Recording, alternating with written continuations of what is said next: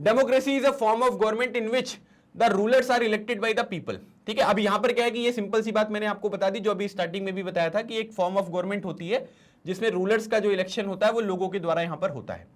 This raises many question. अब यहां पर क्या है कि इस पर्टिकुलर डेफिनेशन से अगर आप देखोगे तो काफी सारे अलग अलग तरीके के क्वेश्चन आ रहे हैं।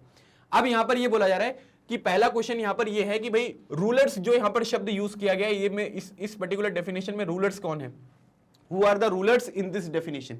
दूसरी बात, what kind of election constitute a democratic election.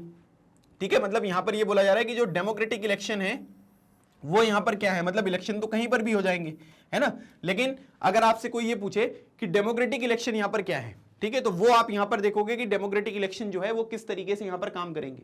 ठीक है, वो उसकी बेसिक कुछ यहां पर रिक्वायरमेंट होगी ना, जो डेमोक्रेटिक इलेक्शन यहां पर कहलाएंगे। Who are the people who can elect the rulers और गेट इलेक्टेड एज रूलर्स। ठीक है, मतलब कि कौन से लोग हैं, ठीक है, जो यहां पर क्या कर सकते हैं कि वोट डाल सकते हैं, और कौन से लोग हैं जो यहां पर क्या होंगे कि रूलर्स के तहत मतलब कि इलेक्शन वगैरह में खड़े हो सकते हैं। ठीक है, ये दोनों चीजें आपको समझ में आ रही हैं। Finally, what kind of form of government is democracy, मतलब किस तरीके की जो गवर्नमेंट है वो यहां पर आपको डेमोक्रेसी यहां पर कहलाएगी, मतलब कि डेमोक्रेटिक गवर्नमेंट यहां पर कहलाएगी। मतलब एक छोटी सी डेफिनेशन जिसको आज तक हम यहां पर यूज करते थे, जानते थे, समझते थे कि democracy is a form of government in which the rulers are elected by the people. उससे अगर हम देखेंगे तो चार क्वेश्चन हमारे सामने निकलकर सामने आ रहे हैं कि रूलर्स कौन है इस डेफिनेशन में, और दूसरी बात डेमोक्रेटिक इलेक्शन यहां पर किस तरीके के जो इलेक्शंस होंगे उनको हम डेमोक्रेटिक इलेक्शन कहेंगे, और कौन लोग होंगे जो यहां पर वोट डाल सकते हैं, कौन लोग हैं जो यहां पर रूलर बन सकते हैं, और किस तरीके की जो यहां पर गवर्नमेंट है उसको हम यहां पर डेमोक्रेसी जो है वो यहां पर कहेंगे, मतलब कि डेमोक्रेटिक कंट्री या किस तरीके की गवर्नमेंट को हम डेमोक्रेसी यहां पर कहेंगे। ये सारे के सारे क्वेश्चंस आपके सामने निकल कर आ रहे हैं, और इसी वजह से ये इंपॉर्टेंट यहां पर हो जाता है कि हम यहां पर ये समझें कि ये पूरे के पूरे जो अलग अलग पॉइंट्स यहां पर आपको दिए गए हैं, इस पूरे के पूरे चैप्टर में इन चीजों को यहां पर जस्टिफाई किया गया है और इनको बहुत अच्छी तरीके से डिफाइन किया गया है। तो इसका मीनिंग हमको समझना पड़ेगा।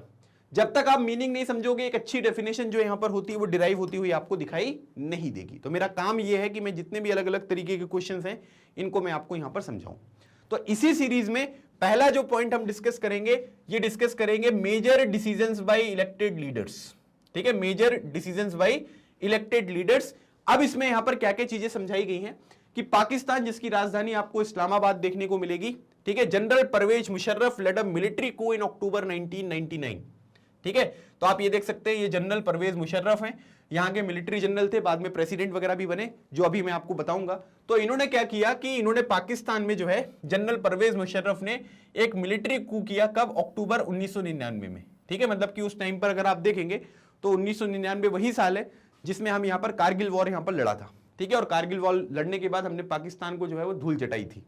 तो इन्होंने क्या किया, एक मिलिट्री कू किया। मिलिट्री कू का मतलब यहां पर क्या होता है कि वहां पर जो मिलिट्री काम कर रही है उसने जो इलेक्टेड गवर्नमेंट है, जिसको लोगों ने वोट डाल के यहां पर इलेक्ट किया, उसको उठा के नीचे पटक दिया और खुद जाकर गद्दी पर बैठ गए। ठीक है, तो ये किसने किया, ये जनरल परवेज मुशर्रफ और उनके साथ जो लोग थे उन्होंने यहां पर किया। He overthrew a democratically elected government and declared himself the chief executive of the country। मतलब कि जो डेमोक्रेसी के तहत यहां पर सरकार बनी हुई थी उसको गिराकर उन्होंने क्या कर दिया कि वो गद्दी अब हासिल करी और अपने आप को चीफ एग्जीक्यूटिव जो है वो यहां पर डिक्लेयर किया। चीफ एग्जीक्यूटिव का मतलब यहां पर ये है कि उस देश में जो भी काम होंगे वो इनके नाम पर किए जाएंगे, इनके द्वारा डिसीजन यहां पर लिए जाएंगे। ये एग्जीक्यूटिव के भी यहां पर चीफ आपको देखने को मिलेंगे, मतलब जो भी काम होगा इनके द्वारा यहां पर किया जाएगा। बाद में अगर आप देखेंगे कि इन्होंने क्या किया कि जो चीफ एग्जीक्यूटिव वाला यहां पर काम था, ये जो नाम था, ये जो टाइटल आपको दिया गया था, इसको इन्होंने क्या कर लिया, इसको प्रेसिडेंट के नाम से जो है वो यहां पर चेंज कर लिया। मतलब पहले इनको चीफ एग्जीक्यूटिव कहते थे, बाद में जो है इनको प्रेसिडेंट यहां पर कहने लग गए। And in 2002 held a referendum in the country that granted him a 5-year extension. ठीक है, रेफरेंडम का मतलब यहां पर ये होता है कि भाई हमने यहां पर क्या किया, हमने जो है एक क्वेश्चन आपके सामने रखा, ठीक है, कि क्या आपको जो मैं पढ़ा रहा हूं वो समझ में आ रहा है या नहीं आ रहा है। ठीक है, ये एक रेफरेंडम का क्वेश्चन है।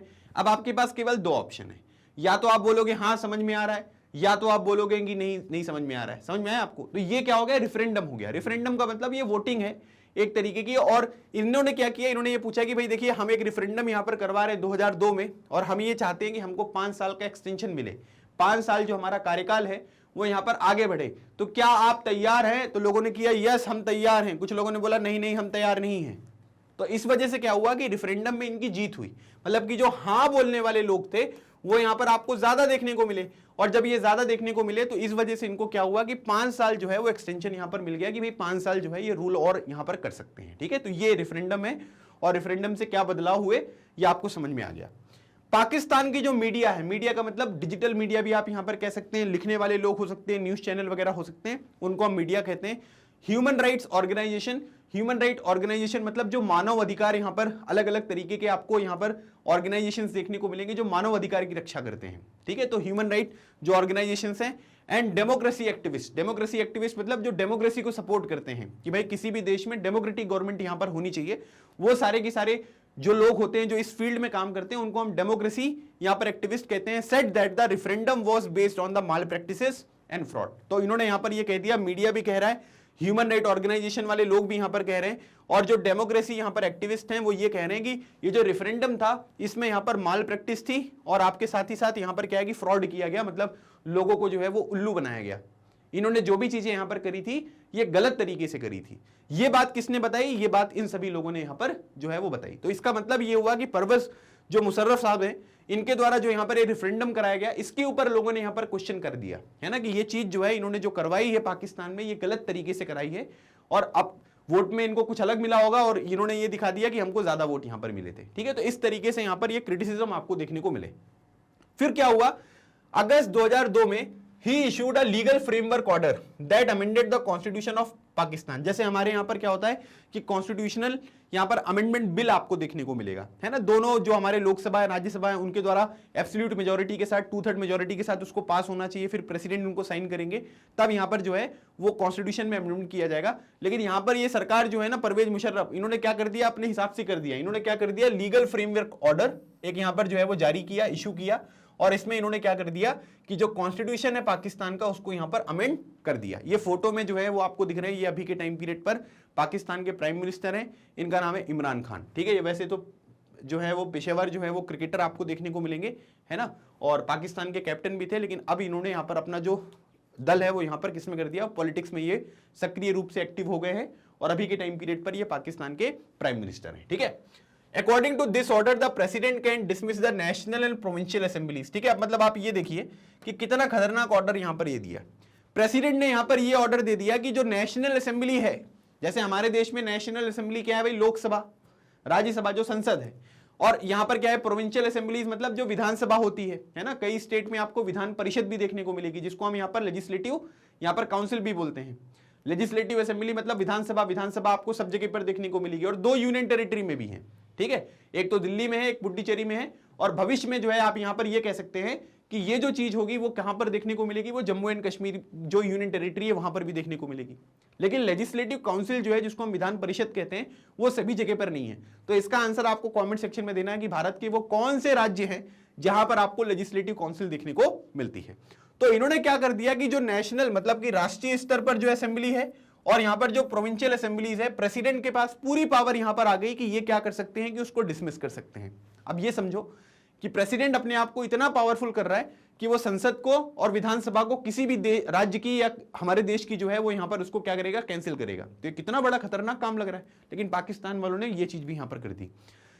The work of the civilian cabinet is supervised by a national security council which is dominated by the military officer। ठीक है, मतलब कि जो सिविलियन कैबिनेट है, अब सारा का सारा काम ये थोड़ा ना कर पाएंगे, कुछ तो कैबिनेट लगेगा ना जो उनके डिसीजंस को यहाँ पर इंप्लीमेंट करेगा। तो जो भी सिविल कैबिनेट यहाँ पर होते थे, है ना, जो यहाँ पर इनके ऑर्डर्स को यहाँ पर इंप्लीमेंट करते थे, उनका जो भी काम होता था वो नेशनल सिक्योरिटी काउंसिल उसके द्वारा सुपरवाइज किया जाता था कि ये जो सिविलियन यहाँ पर लोग हैं, ठीक है, कैबिनेट है, ये सही तरीके से काम कर रहे हैं या काम नहीं कर रहे हैं। तो अब यहां पर क्या हुआ कि ये जो डोमिनेटेड यहां पर है, वो ये जो नेशनल सिक्योरिटी काउंसिल आपको देखने को मिलेगा, इसमें किसके द्वारा ये डोमिनेट किया जाता था, मिलिट्री ऑफिसर्स के द्वारा।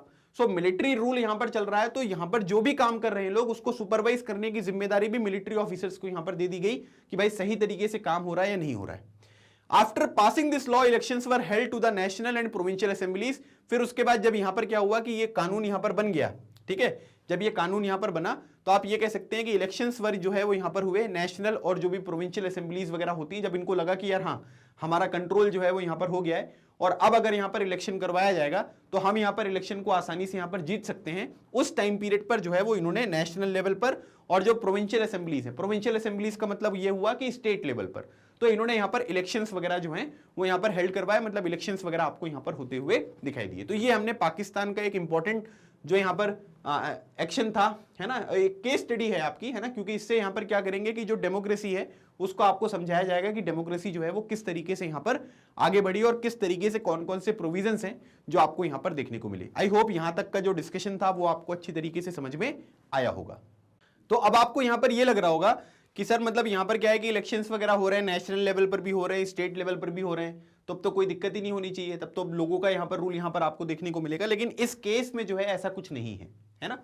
जैसे इसमें आगे आपको यह बताया गया है कि people may have elected their representative to the national and provincial assemblies but those elected representatives were not really the rulers. ठीक है, मतलब इन्होंने क्या कर दिया, इन्होंने लोगों को खुश करने के लिए नेशनल और जो भी प्रोविंशियल यहां पर असेंबलीज हैं, है ना, मतलब राष्ट्रीय लेवल पर और जो यहां पर राज्य स्तर पर है ना, जैसे हमारे यहां पर स्टेट बोलते हैं, पाकिस्तान में प्रोविंस यहां पर कहते हैं। ठीक है, सो प्रोविंशियल असेंबलीज में जो है उन्होंने इलेक्शन करवा लिए, लेकिन लोग भी इलेक्ट हो गए। लेकिन यहां पर क्या है कि जो इलेक्टेड यहां पर रिप्रेजेंटेटिव्स है ना वो यहां पर रूलर्स नहीं थे, है ना, मतलब उनको यहां पर इलेक्ट करके बैठा दिया, है ना, लेकिन उनको बोल दिया भाई देखो तुमको सिर्फ बैठना है ना, नाश्ता करना है और घर चले जाना है शाम को, जो भी डिसीजन वगैरह होंगे वो हम ले लेंगे। ठीक है, वो तो क्या है कि दिखावे के लिए जो है वो हमने यहां पर इलेक्शन करवा दिए, मतलब समझाने के लिए मैं आपको इस तरीके से बता रहा हूं। They can not take the final decision, जो भी फाइनल डिसीजन होगा वो जो इलेक्टेड रिप्रेजेंटेटिव जो उन्होंने इलेक्शन करवा के यहां पर बनाए थे ना उनको यहां पर देखने को नहीं मिलेगा। The power to take final decision rested with army officials and with general Musharraf and none of them were elected by the people. मतलब अब आप ये देखिए कि जो भी फाइनल डिसीजन होगा, हमने उस डेफिनेशन में ये पढ़ा था कि भाई लोग जो यहां पर इलेक्टेड रिप्रेजेंटेटिव्स होंगे उनका रूल होगा, मतलब वो डिसीजन यहां पर फाइनल करेंगे। लेकिन अब अगर आप देखेंगे तो जो भी यहां पर फाइनल डिसीजन आपको देखने को मिलेगा वो किसके साथ है, वो आर्मी ऑफिशियल्स के साथ आपको देखने को मिलेगा और जनरल मुशर्रफ, मतलब कि जो आर्मी ऑफिसर्स हैं और जनरल मुशर्रफ हैं वो यहां पर क्या करेंगे, वो यहां पर डिसीजन लेंगे। और इनमें से जो भी आर्मी ऑफिशियल्स हैं और जनरल मुशर्रफ हैं ये आप देख सकते हैं कि ये इलेक्टेड बाय द पीपल नहीं है, मतलब लोगों ने इनका इलेक्शन जो है वो यहां पर नहीं किया है, ये अपने हिसाब से क्या है कि अपनी पावर के दम पर, है ना, मिलिट्री के दम पर जो है ये रूल करते हुए आपको दिखाई दे रहे हैं। ठीक है, तो अभी भी यहां पर क्या है कि जो इलेक्टेड रिप्रेजेंटेटिव यहां पर है उनके पास पावर नहीं है। पावर किसके पास है, जो यहां पर मिलिट्री ऑफिशियल्स हैं इंक्लूडिंग जनरल मुशर्रफ, वो यहां पर चीजों को फाइनल कर रहे हैं। So this happens in many dictatorship and monarchies. और यहां पर क्या होता है कि जितने भी अलग अलग तरीके की डिक्टेटरशिप आप देखोगे, है ना, और जितने भी अलग अलग तरीके की मोनार्कीज होंगे तो वहां पर आपको इलेक्टेड जो भी रिप्रेजेंटेटिव्स वगैरह होंगे वो दिखेंगे, सिविल कैबिनेट आपको दिखेगा, लेकिन उनके पास कोई अथॉरिटी नहीं होती है कि वो यहां पर काम करेंगे। काम किसके हिसाब से किया जाएगा, जो वहां का डिक्टेटर होगा, है ना, जो वहां का मोनार्क होगा, मतलब जो राजा यहां पर होगा, राजा या रानी कोई भी हो सकते हैं, तो वो लोग यहां पर क्या करेंगे, वो डिसीजन लेते हुए आपको दिखाई देंगे। तो क्या ये डेमोक्रेसी है क्या? क्योंकि डेमोक्रेसी में जो इलेक्टेड रिप्रेजेंटेटिव हैं, जिनको जनता ने इलेक्ट किया है, उनके डिसीजन को यहां पर सर्वोपरि माना जाएगा, मतलब कि सुप्रीम यहां पर माना जाएगा। लेकिन इस पर्टिकुलर केस में आप देख रहे हैं कि जो इलेक्टेड रिप्रेजेंटेटिव्स हैं वो यहां पर काम कर पा रहे हैं क्या? बिल्कुल नहीं कर पा रहे हैं। तो ये चीज आपको यहां पर समझनी पड़ेगी कि किस तरीके से यहां पर ये आगे बढ़ रहा है। They formally have an elected parliament and government, ठीक है, but the real power is with those who are not elected. मतलब कि उनके पास आप ये कह सकते हैं कि फॉर्मली लोगों को दिखावे के लिए जो है उनके पास एक इलेक्टेड पार्लियामेंट देखने को मिलेगी, है ना, एक गवर्नमेंट यहां पर देखने को मिलेगी। लेकिन आप ये कह सकते हैं कि जो रियल पावर है, दो तरीके की पावर आपको देखने को मिलती है। एक नॉमिनल पावर होती है जिसको हम नाम मात्र की पावर कहते हैं, और एक आपको रियल पावर देखने को मिलेगी। तो रियल पावर जो है वो किसके पास है? मिलिट्री के पास है, जनरल मुशर्रफ के पास है, जो कि यहां पर नॉट इलेक्टेड है, मतलब उन्होंने यहां पर इलेक्शन वगैरह में पार्टिसिपेट नहीं किया था, क्योंकि इलेक्शन में पार्टिसिपेट करते तो हार जाते, है ना। कौन से देश है, कौन से देश के नागरिक हैं जो इस बात में खुशी दिखाएंगे कि मिलिट्री रूल आ गया तो हम सब लोग यहां पर बहुत खुश रहेंगे? ठीक है, तो ये चीज आपको यहां पर ध्यान रखनी है। और इसी वजह से हमको यहां पर क्या होता है कि हमें यहां पर एक पहला फीचर जो है वो डेमोक्रेसी का देखने को मिलेगा, है ना। अब इसको नोट करना है आपको, ये हमारा जो है ये पहला फीचर है, और इसको यहां पर ये बोला जा रहा है कि in a democracy the final decision making power must rest with those elected by the people, है ना। तो पाकिस्तान का एग्जांपल देखकर यहां पर पहला फीचर जो है वो डेमोक्रेसी का निकलकर सामने आ रहा है, वो यहां पर ये है कि जो भी फाइनल डिसीजन होगा, है ना, कि मतलब देश में क्या चीजें होने वाली हैं, क्या चीजें नहीं होने वाली हैं, इस चीज को फाइनल करने की जो फाइनल पावर आपको देखने को मिलेगी, ये किसके पास होनी चाहिए? Those elected by the people, मतलब कि जिनका इलेक्शन लोगों ने किया है ना, वो यहां पर डिसाइड करें कि किस तरीके से काम यहां पर होगा। तो ये एक पहला इंपॉर्टेंट फीचर है जो आपको ध्यान रखना है। आपसे क्वेश्चन पूछ लेंगे कि भाई फीचर्स बताओ डेमोक्रेसी के, है ना, तो फीचर्स में पहला फीचर आप ये लिख देना, बाकी अभी मैं आपको चीजें समझाऊंगा तो दूसरा तीसरा फीचर इस तरीके से और भी चीजें यहां पर आएंगी। तो पहला पॉइंट आपको यहां पर ये ध्यान रखना है, ठीक है, समझ में आ गया भाई पाकिस्तान वाला पूरा एग्जाम्पल, ठीक है। तो पाकिस्तान ने इस तरीके से यहां पर काम किया है। अब अगली बात करते हैं, दूसरा जो चीज हम यहां पर देखेंगे, जैसे पहला पॉइंट अगर आप देखोगे तो इसमें मैंने आपको बताया था कि major decisions by elected leaders, ठीक है। अब जो दूसरा डिसीजन हम यहां पर देखेंगे ये है free and fair electoral competition, ठीक है। इसमें एक और इलेक्शन हम यहां पर देखेंगे, है ना, एक और एग्जांपल हम यहां पर देखेंगे और उससे फिर हमारा दूसरा फीचर जो है डेमोक्रेसी का वो यहां पर समझ में आएगा। So free and fair electoral competition में हम यहां पर बात करेंगे चाइना के बारे में, ठीक है। चाइना की राजधानी जो है वो यहां पर बीजिंग है, चाइना के जो प्रेसिडेंट है उनका नाम है जी जिनपिंग, ठीक है, आपको पता ही है। तो यहां पर बोला जा रहा है कि elections are regularly held after every 5 years for electing the country's parliament, ठीक है। वहां पर क्या है कि हर 5 साल में जो है वो इलेक्शन आपको देखने को मिलेंगे, ठीक है, मतलब कि कंट्री की जो पार्लियामेंट है, ठीक है, जिसका नाम भी आपको दिया गया है, ठीक है, क्वेंगो रनमिम डेबियो, ठीक है, दहुई, ठीक है, काफी डिफिकल्ट नेम है ये, ठीक है। इसको हम अगर आम शब्दों में बोलेंगे तो इसको बोलते हैं नेशनल पीपल्स कांग्रेस, ठीक है, आपको ये ध्यान रखना है। नेशनल पीपल्स कांग्रेस जो है वो चाइना की पार्लियामेंट है और वहां पर क्या होता है कि लोगों को इलेक्ट करने के लिए हर 5 साल में जो है वो इलेक्शन होते हैं। अब आपको लग रहा होगा कि सर हमारे देश में भी 5 साल होते हैं, हम डेमोक्रेसी है तो चाइना भी तो डेमोक्रेसी हुआ ना, नहीं, ठीक है। आप समझते हैं क्यों नहीं है? The national people's congress has the power to appoint the president of the country, है ना, मतलब कि यहां पर क्या है कि जो इनकी पार्लियामेंट है उसके पास पावर आप देखेंगे कि वो क्या कर सकते हैं कि उस देश के जो प्रेसिडेंट हैं, ठीक है, उनको यहां पर क्या कर सकते हैं कि उनको यहां पर जो है वो यहां पर इलेक्ट कर सकते हैं। जैसे जी जिनपिंग है ना, तो उनको इलेक्ट किसने किया होगा? नेशनल पीपल्स कांग्रेस ने। It has nearly 3000 members elected from all over China. फिर आपको लग रहा होगा कि सर हमारे यहां तो इतने कम है, ठीक है, 543 लोकसभा में है और 245 करीब जो है वो यहां पर राज्यसभा में है, तो हमारे यहां पे तो बहुत कम सर, इसमें तो 3000 है सर, मतलब तो चाइना में तो एकदम धुआंधार जो है वो डेमोक्रेसी देखने को मिल रही है, हमसे भी बड़ी डेमोक्रेसी आपको देखने को मिल रही है। तो 3000 मेंबर्स जो हैं वो यहां पर क्या होते हैं कि पार्लियामेंट में इलेक्ट होते हैं। सब members are elected by the army, है ना। अब उसमें से क्या होता है कि कुछ मेंबर्स जो हैं वो आर्मी के द्वारा भी यहां पर इलेक्ट किए जाते हैं। हमारे देश में ऐसा होता है क्या? नहीं होता है। हमारे देश में प्रेसिडेंट के पास पावर है कि वो कुछ लोगों को नॉमिनेट कर सकते हैं। जैसे लोकसभा में 2 एंग्लो इंडियन कम्युनिटी है। अच्छा, एंग्लो इंडियन क्या होता है अब आपके मन में आ रहा होगा कि सर आप एक नया टर्म हमेशा बोल देते हो और फिर हमको पता नहीं रहता, तो आप चिंता मत करिए, मैं आपको सब बताऊंगा। एंग्लो इंडियन का मतलब यह है कि जैसे मान लीजिए कि ब्रिटिशर्स का रूल था हमारे यहाँ पर, ठीक है, तो कई सारे ब्रिटिशर्स ने इंडियन से शादी करी और कई सारे इंडियंस ने जो है वो ब्रिटिशर्स के साथ शादी करी। तो अब यहां पर क्या हुआ कि इसमें वहां का कल्चर, यहां का कल्चर, 2 जगह के कल्चर यहां पर हो गया, ठीक है। मतलब एंग्लो मतलब यहां पर इंग्लिश और इंडियन मतलब इंडियन। तो इनसे जो फैमिलीज यहां पर आगे बढ़ी, ऐसे लोगों को हम एंग्लो इंडियन कहते हैं। तो लोकसभा में क्या होता था कि 2 लोगों को प्रेसिडेंट यहां पर नॉमिनेट करते थे, है ना, लेकिन अब वो बंद हो गया है। 2 लोगों को नॉमिनेट इसलिए किया जाता था ताकि ये जो पर्टिकुलर यहां पर कम्युनिटी है ना, इनका रिप्रेजेंटेशन जो है वो आपको सही तरीके से देखने को मिले। लेकिन अब उनको ये लगता है कि नहीं यार, इक्वली रिप्रेजेंटेड है तो कोई प्रॉब्लम नहीं, तो उसको हटा दिया। राज्यसभा में 12 मेंबर्स को, ठीक है, जो खेल जगत से, सिनेमा जगत से, अलग अलग तरीके की जो फील्ड वगैरह होती हैं, है ना, जैसे सोशल सर्विस वगैरह कोई करता है यहाँ पर, तो उनको यहाँ पर 12 लोगों को नॉमिनेट किया जाता है। लेकिन आर्मी के द्वारा जो है वो यहाँ पर कुछ मेंबर्स जो इलेक्ट होते हैं वो आपको देखने को नहीं मिलेंगे। हमारे देश में ऐसा नहीं है, लेकिन चाइना में अगर आप देखोगे तो some members are elected by the army, तो आर्मी के द्वारा उनको यहाँ पर इलेक्ट किया जाता है, ठीक है। Before contesting elections a candidate needs the approval of the Chinese communist party, ठीक है। अब इसमें एक चीज देखो, हमारे देश में ऐसा होता है क्या? बिल्कुल नहीं होता। जिसको इलेक्शन में पार्टिसिपेट करना है, जो भी एलिजिबिलिटी क्राइटेरिया है वो यहां पर फुलफिल कर रहा है और उसको लगता है कि भाई एक प्रॉपर सपोर्ट है, तो वो इलेक्शन में खड़ा हो जाता है। अगर उसकी जांच पहचान बहुत अच्छी है, पहुंच अच्छी देखने को मिल रही है, तो उसको टिकट मिल जाएगा, बीजेपी का टिकट, है ना, फिर उसके बाद कांग्रेस का टिकट, सबका टिकट मिल जाएगा। अगर नहीं मिल रहा है, आपको लग रहा है, तो आप इंडिपेंडेंट भी खड़े हो सकते हो। लेकिन अगर मान लीजिए कि यहां पर क्या है कि आप इलेक्शन में कंटेस्ट करते हो, कहां पर? चाइना में, तो आपको जो चाइनीज कम्युनिस्ट पार्टी है ना, उससे परमिशन लेनी पड़ेगी, है ना, कि माई बाप हम जो है इलेक्शन में खड़े होना चाहते हैं, क्या आप हमें परमिशन देंगे?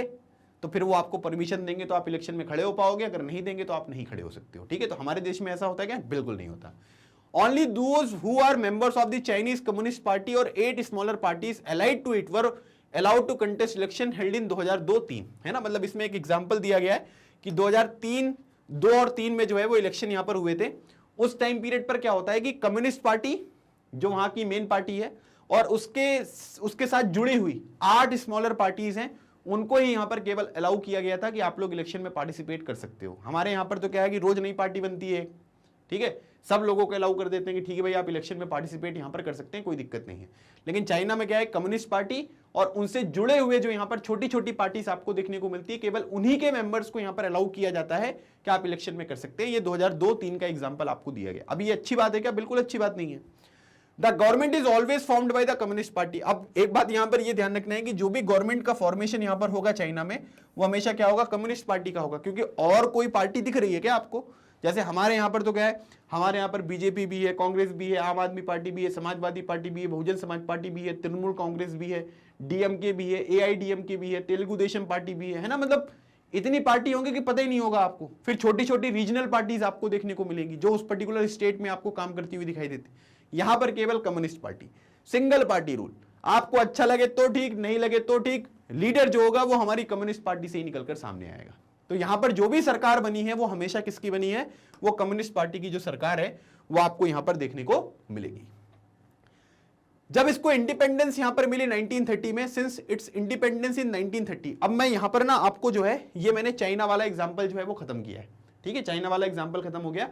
दूसरे पॉइंट को समझाने के लिए 2 कंट्रीज के एग्जांपल आपको दिए गए हैं, ठीक है, तो दोनों चीजें हम डिस्कस करेंगे। तो ये मैंने चाइना वाला एग्जांपल जो है वो डिस्कस किया। अब अगला जो डिस्कशन हम यहां पर करेंगे, इसमें हम मैक्सिको के बारे में बात करेंगे। मैक्सिको की राजधानी मैक्सिको सिटी आपको देखने को मिलेगी, ठीक है। तो यहां पर बोला जा रहा है कि इसको जब इंडिपेंडेंस यहां पर मिली 1930 में, Mexico holds election after every 6 year to elect its president. मतलब जैसे चाइना में क्या हो रहा था, 5 साल में इलेक्शन हो रहे थे, और मैक्सिको में अगर आप देखोगे तो यहां पर क्या हो रहा है कि 6 साल में जो है वो इलेक्शन यहां पर प्रेसिडेंट को इलेक्ट करने के लिए होते हैं। हमारे देश में 5 साल में होते हैं। अभी आपको ये बताना है कि यूएसए में, है ना, कितने साल में जो है वो यहां पर प्रेसिडेंट के इलेक्शन होते हैं। इसका आंसर आप मुझे कमेंट सेक्शन में दीजिए, देखते हैं कितने लोगों को यहां पर पता है। तो यहां पर क्या है कि 6 साल, मतलब उसको जब इंडिपेंडेंस यहां पर 1930 में मिली, तब यहां से क्या है कि आप ये कह सकते हैं कि हर 6 साल में जो है वो प्रेसिडेंट के इलेक्शन होने लगे। The country has never been under a military और डिक्टेटर्स रूल। मैक्सिको जो है वो कभी भी वहां पर मिलिट्री रूल आपको देखने को नहीं मिलेगा, जैसे पाकिस्तान में था वैसा यहां पर कोई नहीं है, और ना ही कोई आपको डिक्टेटर रूल देखने को मिलेगा जैसा आपको जर्मनी में देखने को मिलेगा, है ना। अभी चिली वाला जो मैंने आपको एग्जांपल एक दिया, वहां पर कहीं पर भी आपको ऐसा कुछ सिचुएशन जो है वो मैक्सिको में देखने को नहीं मिल रही है। But until 2000 every election was won by a party called PRI, जिसको बोलते हैं इंस्टीट्यूशनल, ठीक है, रिवॉल्यूशनरी पार्टी, ठीक है, जिसका आप यहां पर ये सिंबल वगैरह देख सकते हैं, पीआरआई। तो 2000 तक क्या होता था, वहां पर ना केवल एक ही पार्टी जो है वो इलेक्शन जीतती थी। हमारे यहां पर तो क्या है कि कभी कांग्रेस जीतेगी, कभी बीजेपी जीतेगी, कभी दूसरी कोई पार्टी जीतेगी, हर तरीके की चीजें हो रही हैं। लेकिन 2000 तक यहां पर क्या होता था कि हमेशा जो इलेक्शन जीतती थी वो केवल एक ही पार्टी जीतती थी, जिसको बोलते थे पीआरआई, है ना। अब यहां फिर आपको लगेगा कि यार ऐसा मतलब क्या काम कर दिया इन्होंने कि एक ही पार्टी जो है वो बार बार जीत रही है ना। क्वेश्चन आया कि नहीं, आना चाहिए, ठीक है, तभी क्या है कि चीजें समझ में आएंगी आपके दिमाग में। Opposition parties did contest election but never manage to win. अब जैसे चाइना में क्या है कि चाइना में तो अपोजिशन ही नहीं है कोई सा, वहां पर तो सिंगल पार्टी है। लेकिन यहां पर क्या है, यहां पर अगर आप देखोगे तो यहां पर क्या हो रहा है, यहां पर जो है वो इलेक्शंस भी हो रहे हैं, ऑपोजिशन भी आपको देखने को मिल रहा है, लेकिन वो कभी जीत ही नहीं पा रहे हैं। तो आपको लग रहा होगा कि सर हो सकता है कि वो बहुत अच्छी तरीके से काम कर रहे हो जो रूलिंग पार्टी है, तो इससे क्या हो रहा है कि जो बाकी लोग हैं उनको जीतने वगैरह का यहां पर मौका ही देखने को नहीं मिल रहा है ना। तो ये चीज भी यहां पर हो सकती है। The PRI was known to use many dirty tricks to win elections। मतलब यहां पर जो PRI है ना, अब यहां पर जो है इनकी पोल खुल रही है। पोल में यहां पर ये है कि PRI जो है वो यहां पर क्या करता था, डर्टी ट्रिक्स जो है वो यहां पर यूज करते थे इलेक्शंस को जीतने के लिए, है ना। अब ये डर्टी ट्रिक्स यहां पर क्या है ये हम समझते हैं। All those who were employed in the government offices had to attend its party meetings, ठीक है। मतलब इसमें यहां पर एक चीज यहां पर ये बताई गई है कि जो भी PRI जो वहां पर रूल कर रहे थे, जितने लोग यहां पर गवर्नमेंट ऑफिसेस में यहां पर काम करते थे, एम्प्लॉयड थे, उनको यहां पर जो पार्टी की मीटिंग्स यहां पर होती थी उसको यहां पर अटेंड करना जरूरी था, है ना। कि अगर मान लीजिए कि आप मैक्सिको में हैं 2000 तक, ठीक है, इसके बाद नहीं 2000 तक, तो यहां पर क्या हो रहा है कि एक पार्टी है PRI, अगर उसकी कोई मीटिंग वगैरह होती है तो जितने लोग भी यहां पर गवर्नमेंट ऑफिसेस वगैरह में काम कर रहे हैं उनको जाना पड़ेगा उन मीटिंग्स को यहां पर अटेंड करने के लिए, ठीक है। तो ये अब आप समझिए कि ये किस तरीके से चीजों को मैनेज कर रहे हैं। Teachers of government school used to force parents to vote for the PRI, है ना। अब जैसे पेरेंट्स मीटिंग में गए, ठीक है, पेरेंट्स मीटिंग में अभी क्या होता है आपके साथ डिस्कशन आपके मम्मी पापा और टीचर्स का कि बच्चा अच्छा कर रहा है ना, थोड़ा और मेहनत करेगा तो और अच्छा हो जाएगा, या जो भी चीजें आप डिस्कस करेंगे। वहां पर उनके स्कूल में जो पेरेंट्स मीटिंग होती थी उसमें ये होता था कि टीचर्स आते थे, बोलते थे पीआरआई पार्टी को वोट करना है ना। अभी सोचो हमारे देश में ऐसा होने लग जाए कि हमारे मम्मी पापा पेरेंट्स मीटिंग में जाएं और हमारे बारे में उनको कुछ ना पता चले और उनको ये पता चले कि आपको इस पर्टिकुलर पार्टी को वोट करना है, तो कितना बुरा लगेगा, है ना। पापा मम्मी हमारे कहेंगे कि हम कौन से स्कूल में अपने बच्चों को पढ़ा रहे हैं। लेकिन मैक्सिको में ऐसे ही होता था।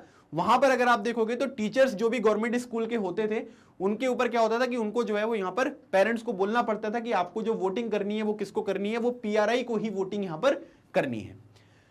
Media largely ignore the activities of opposition political parties except to criticise them, है ना। अब मीडिया की रिस्पॉन्सिबिलिटी यहां पर ये होती है कि जो रूलिंग गवर्नमेंट है, जो पावर है, जो बहुत पावरफुल आपको पार्टी देखने को मिलती है, उसको कवरेज देने के साथ ही साथ जो ऑपोजिशन है उसकी बात करो। लेकिन मीडिया को कंट्रोल कौन कर रहा है? मीडिया को कंट्रोल कर रहा है यहां पर जो पीआरआई पार्टी है वो। अब जब पीआरआई पार्टी इसको यहां पर कंट्रोल कर रही है तो ऑपोजिशन की कोई यहां पर तवज्जो होगी क्या, इंपॉर्टेंस होगी क्या? नहीं होगी। सो मीडिया क्या करते थे कि जो भी यहां पर अपोजिशन पॉलिटिकल पार्टीज की एक्टिविटीज होती थी, उनको कोई अच्छा काम अगर वो कर रहे हैं तो उनको लोगों को दिखाया नहीं जाता था। अब उनको यहां पर क्या करते थे कि केवल क्रिटिसाइज यहां पर किया जाता है ना। तो ये किसके कंट्रोल में? ये जो रूलिंग पार्टी है उसके कंट्रोल में ही चीजें। तो ये लोग क्या करते थे कि ऑपोजिशन पॉलिटिकल पार्टीज को इस तरीके से यहां पर टैकल करते थे। Sometimes the polling booths were shifted from one place to another in the last minute, which made it difficult for people to cast their vote. अब कुछ लोगों ने अगर सोचा होगा कि इस बार पीआरआई को वोट नहीं देंगे, जो ऑपोजिशन पार्टी है उसको यहां पर वोट देंगे, लेकिन पीआरआई पार्टी क्या करते थे कि यहां पर वोटिंग होनी है, ठीक है। फिर एकदम से क्या हुआ कि लास्ट मिनट पर जो है उसको उठा के बोल दे नहीं यहां वोटिंग नहीं होगी, यहां पर गलत काम हो सकता है, हम किसको यहां पर वोटिंग करवाएंगे। तो उनको यहां पर क्या है कि वो जनता थोड़ा ना जा सकती है वहां पर, आपने तो कैंसिल कर दिया चीजों को अरेंज करने में कोई समय नहीं लगेगा। जनता भी यहां से वहां वोट कैसे देने जाएगी? तो लोग वोट नहीं डाल पाते थे। तो ये सब क्या है? ये डर्टी ट्रिक्स हैं जिसकी वजह से लोग यहां पर लोगों को रोका जाता था कि भाई आप यहां पर वोट ना दीजिए। The PRI spend a large some of money in the campaign for its candidate, मतलब कि जो भी कैंपेन वगैरह होता था उसमें भी बहुत ज्यादा पैसा यहां पर खर्च किया जाता था पीआरआई के द्वारा, ताकि उनके जो कैंडिडेट्स हैं वो आसानी से यहां पर जीत पाए, और वो पॉसिबल भी होता हुआ दिखाई दिया। तो इससे हमें एक चीज ये समझ में आया कि पीआरआई का जो रूल यहां पर मैक्सिको में आपको देखने को मिलेगा वो यहां पर क्या है कि मतलब उसमें कुछ गड़बड़ लग रही है ना। आपने पूरा का पूरा जो मैंने डिस्कशन अभी किया इसको सुना होगा तो आपको लगा होगा कि यार मतलब वेरी सैड, ठीक है, मैं दुखी हो गया सर, है ना, ये क्या हो रहा है। हमको लग रहा था कि बहुत अच्छा काम किया होगा, लेकिन इन्होंने तो क्या कर दिया, इन्होंने तो सब गड़बड़ कर दी, है ना। तो ऐसी लग रहा है ना। तो ये चीजें आपको यहां पर ध्यान में समझ में आ रही है। अब उसके बाद दोनों चीजों को कंपेयर करेंगे, है ना। चाइना बता दिया मैंने आपको, उसके बाद मैक्सिको का एग्जांपल दे दिया। अब दोनों चीजों को हम यहां पर कंपेयर करने वाले हैं। चाइना में अगर आप देखोगे the elections do not offer the people any serious choices, ठीक है, मतलब इनके पास कोई चॉइसेस थी क्या? बिल्कुल नहीं है। जैसे अगर आप देखेंगे तो ये यूएसए की दो पार्टीज हैं, एक आपको डेमोक्रेट्स देखने को मिलेंगे, एक आपको रिपब्लिकन देखने को मिलेंगे, ठीक है। अब ऊपर वाले जो हैं वो डेमोक्रेट्स हैं, नीचे वाले रिपब्लिकन्स हैं, लेकिन यहां पर केवल दो ही पार्टी नहीं है, ये दो मेजर पार्टी हैं, लेकिन और भी बहुत सारी पार्टीज आपको देखने को मिले। प्यारे भारत में तो इतनी पार्टीज है जितने नाम मैंने भी आपको गिनाए, ठीक है। तो अब यहां पर क्या है कि कैंडिडेट के पास जो वोट डालने यहां पर जा रहा है उसके पास चॉइस है ना, कि मुझे कांग्रेस का बटन दबाना है, बीजेपी के दबाना है, आम आदमी पार्टी का दबाना है, सब कम्युनिस्ट पार्टी का दबाना है, या तृणमूल कांग्रेस का दबाना है। तो उनके पास चॉइसेस हैं। चाइना में कोई चॉइस था क्या? बिल्कुल नहीं था। वहां पर एक ही पार्टी है, वोट किसी को भी डालो कम्युनिस्ट पार्टी को ही जाएगा, है ना, क्योंकि कम्युनिस्ट पार्टी ही है वहां पर और कोई है ही नहीं। They have to choose the ruling party and the candidate approved by it, मतलब आप ये कह सकते हैं कि यहां पर जो चॉइसेस हैं वो यहां पर क्या है, वो यहां पर बिल्कुल भी नहीं है, ठीक है। दूसरी बात, उसमें से यहां पर आपको जो भी रूलिंग पार्टी है, क्योंकि एक ही पार्टी है तो उसी को आपको चूज करना है, और उन कैंडिडेट्स को यहां पर चूज करना है जो कम्युनिस्ट पार्टी जो है वहां पर चाइना में उसने जिसको अप्रूव किया है। बात समझ में आ रही है? मैंने बताया था ना, अप्रूवल लेना पड़ता है, जिनको अप्रूव करेंगे वही इलेक्शन में पार्टिसिपेट कर पाएंगे। और तो अप्रूव किसको करेंगे? जो यहां पर क्या होंगे, वो प्रो कम्युनिस्ट पार्टी आपको देखने को मिलेंगे। अगर आप उनका सपोर्ट नहीं करोगे तो काम ही नहीं बनेगा फिर। बात समझ में आ रही है? तो ये चीज आपको यहां पर ध्यान रखना है, ठीक है। तो एक बात ये हो गई चाइना के केस में। Mexican example, people seem to really have a choice but in practice they had no choice. वहां पर क्या है कि ऑपोजिशन वगैरह आपको देखने को मिल रहा है, मतलब यहां पर तो क्या है कि चाइना में अगर आप देखेंगे तो चाइना में ऑपोजिशन ही नहीं था, ठीक है। सब चीजें जो यहां पर क्या है, कंट्रोल आपको देखने को मिलेंगी। उनके बेसिस पे आप देख सकते हैं कि कंट्रोल तरीके से यहां पर जो है वो काम हो रहा है, मतलब कि यहां पर ऑपोजिशन नहीं था।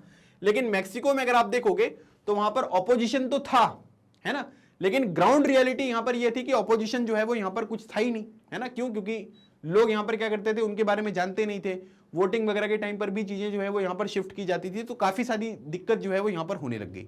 There was no way the ruling party could be defeated even if people were against it, these are not fair elections. मतलब आप ये कह सकते हैं कि मैक्सिको में अगर आप देखोगे या चाइना में अगर आप देखोगे तो यहां पर क्या है कि किसी भी तरीके से रूलिंग पार्टी जो है उसको आप यहां पर हरा ही नहीं सकते हो।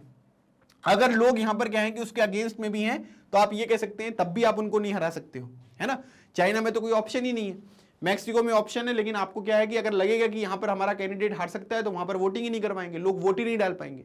तो ये सारे के सारे जो इलेक्शंस हैं जो हमने चाइना वाले देखे या मैक्सिको वाले देखे, इससे हमें एक बात ये समझ में आ रही है कि ये जो है ये फेयर इलेक्शन है ही नहीं, है ना। These are not fair elections.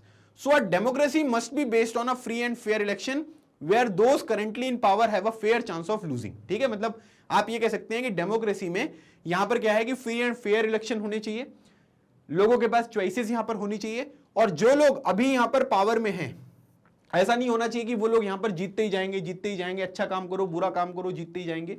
अच्छा काम करोगे तो ऑब्वियसली जीतोगे, लेकिन चांसेस होने चाहिए कि आप इलेक्शन में हार सकते हो। अगर यही चांस नहीं रहेगा और लोगों को ये लगेगा कि नहीं हम तो जीतेंगे, तो फिर कैसे काम बनेगा, उसको हम डेमोक्रेसी थोड़ा ना कहेंगे। और फिर लोग क्या करते हैं कि पीठ पीछे जो है वो अलग अलग तरीके से यहां पर गलत चीजों का प्रयोग करते हैं, जो अभी हमने चाइना में देखा और मैक्सिको में यहां पर हमें समझ में आया। तो ये पॉइंट आपको ध्यान रखना है, क्लियर। तो अब हमको यहां पर क्या है कि दूसरा जो फीचर आपको देखने को मिल रहा है, पहला फीचर मैंने आपके साथ डिस्कस कर लिया, दूसरा फीचर यहां पर है कि democracy must be based on a free and fair election where those currently in power have a fair chance of losing. ठीक है, मतलब उनके पास यहां पर क्या हो कि फेयर चांस हो कि भाई वो यहां पर लूज हो, मतलब इलेक्शन जो है वो यहां पर हार भी सकते हैं। ठीक है, क्लियर हो गया। तो ये दो पॉइंट आपको दो कंट्रीज के एग्जांपल से जो है अलग अलग वो मैंने यहां पर आपको समझाए, और दोनों फीचर जो है वो आप अलग से नोट कर लीजिएगा ताकि आपको चीजें क्लियर रहे, क्योंकि फीचर्स ऑफ डेमोक्रेसी लिखने को आएगा तो आपको ये चीजें वहां पर क्लियरली मेंशन करनी होगी। ठीक है, चलिए अब अगला पॉइंट देखते हैं, 1 पर्सन 1 वोट 1 वैल्यू। ठीक है, एक इंसान उसका एक वोट और उसकी वैल्यू जो है वो बाकी सब लोगों की वैल्यू के बराबर होनी चाहिए, है ना। सिंपल सी बात यहां पर क्या बताई जा रही है कि अगर मान लीजिए कि मैं वोट डालूं तो उसकी वैल्यू 1 होनी चाहिए, है ना, और उसका यहां पर एक वोट होना चाहिए। दूसरी बात, आप अगर वोट डालो, अगर आप एलिजिबल हैं वोटिंग के लिए तो आपकी भी सेम चीज होनी चाहिए। सो अब अगर आप देखेंगे तो पहले हमने यहां पर पढ़ा है कि earlier we read about how the struggle for democracy was linked to the demand for universal adult franchise. ठीक है, तो मतलब यहां पर क्या है कि अगर आप देखेंगे तो उस टाइम पीरियड पर जो पहले का टाइम पीरियड था वहां पर क्या होता था कि सभी लोगों को वोटिंग राइट्स यहां पर नहीं दिए गए थे, है ना। कुछ लोगों को वोटिंग राइट्स प्रोवाइड किए गए थे, कुछ लोगों को वोटिंग राइट्स प्रोवाइड नहीं किए गए थे, और यहां पर क्या हो रहा था कंटिन्यूअसली जो है वो डिमांड हो रही थी universal adult franchise. Universal adult franchise यहां पर ये होता है कि जो भी यहां पर वोटिंग राइट वाली एज है उसको जो भी यहां पर ये फुलफिल कर रहे हैं, तो चाहे वो महिला हो चाहे वो पुरुष हो कोई भी व्यक्ति हो, उसको यहां पर क्या है कि वोटिंग राइट्स हमको यहां पर प्रोवाइड करने हैं। This principle has now come to be accepted almost all over the world. ठीक है, और आज के टाइम पीरियड पर अगर आप देखेंगे तो 1 पर्सन 1 वोट 1 वैल्यू वाला जो कॉन्सेप्ट है ये सभी जगह पर आपको एक्सेप्टेड देखने को मिलेगा। मतलब सब जगह पर लोग वोट डालते हैं, हर पर्सन को वोटिंग राइट्स दिए गए हैं। ठीक है, उनके वोट की वैल्यू 1 है और सब कुछ यहां पर बराबर आपको देखने को मिलेगा। तो सब जगह पर यहां पर ये एक्सेप्टेड है, लेकिन पहले ऐसा नहीं होता था। भारत में भी अगर आप देखोगे तो ब्रिटिशर्स ने वोटिंग राइट्स लोगों को यहां पर दिए थे, लेकिन कुछ लोगों को दिए थे, बाकी जगह पर जो है वो लोगों को यहां पर अवेलेबल नहीं कराया गया था।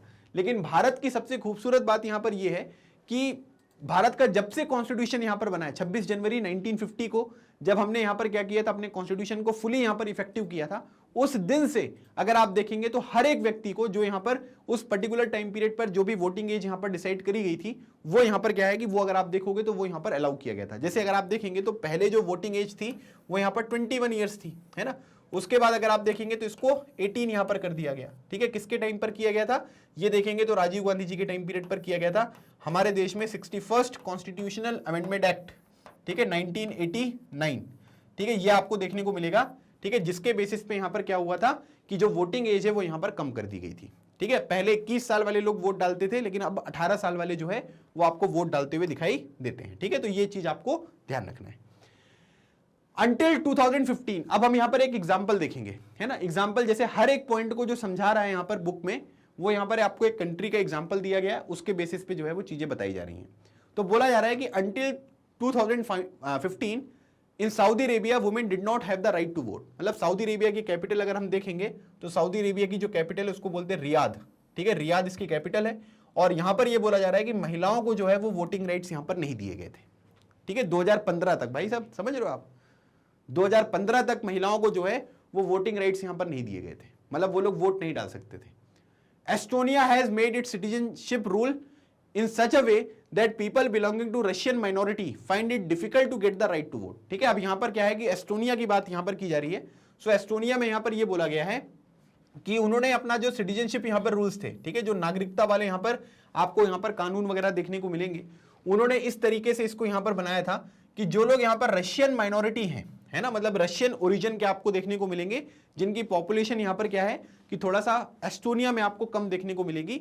तो यहां पर बोला जा रहा है कि people belonging to Russian minority find it difficult to get the right to vote, मतलब कि रशियन माइनॉरिटी वाले जो लोग थे उनको यहां पर वोटिंग राइट्स जो है वो यहां पर नहीं मिलते थे, या उनको बहुत मुश्किल से जो है वो वोटिंग राइट यहां पर दिए जाते थे। फिजी के बारे में अगर हम बात करेंगे, फिजी भी एक कंट्री आपको देखने को मिलेगा। So the electoral system is such that the vote of an indigenous Fiji has more value than that of an Indian Fijian. Bharat के भी कई सारे लोग जो हैं वो आपको फिजी में देखने को मिलेंगे, वहां पर हिंदी भाषा जो है उसका भी प्रयोग बहुत बड़े स्केल पर होता है। तो यहां पर यह बोला जा रहा है कि जो इंडिजिनियस यहां पर फिजी है, मतलब जो फिजी के लोकल लोग हैं, जो वहीं से बिलोंग करते हैं, जिनका ओरिजिन आपको फिजी में ही देखने को मिलेगा, वो सारे के सारे लोगों को क्या है कि उनके वोट की जो वैल्यू थी वो यहां पर ज्यादा थी। लेकिन जो इंडियन फिजियन है, जो इंडियन आपको फिजी में रहते हुए दिखाई दे रहे हैं, उनकी वैल्यू जो है वोट की वो यहां पर आपको कम देखने को मिल रही है। तो 3 कंट्रीज के एग्जांपल दिए गए हैं। पहली बात, 2015 तक सऊदी अरेबिया में जो है महिलाओं को वोटिंग राइट्स ही नहीं दिए गए थे। दूसरी बात, एस्टोनिया में यह चीज यहां पर इंश्योर करी गई कि जो रशियन माइनॉरिटी लोग हैं उनको वोटिंग राइट्स मिले ना, और मिले भी तो बहुत मुश्किल से मिले। और तीसरी बात, फिजी में यहां पर यह बोला गया कि जो लोग वहां के लोकल थे, इंडिजिनियस मतलब वहीं से बिलोंग करने वाले लोग, उनके जो वोट की वैल्यू हो वो यहां पर ज्यादा हो। और अगर आप देखेंगे तो जो इंडियन फिजियन है, जो इंडियन यहां पर फिजी में रहते हुए आपको दिखाई दे रहे हैं, उनके वोट की वैल्यू जो है वो आपको कम देखने को मिले। तो ये 3 अलग अलग तरीके की चीजें आपको देखने को मिल रही हैं।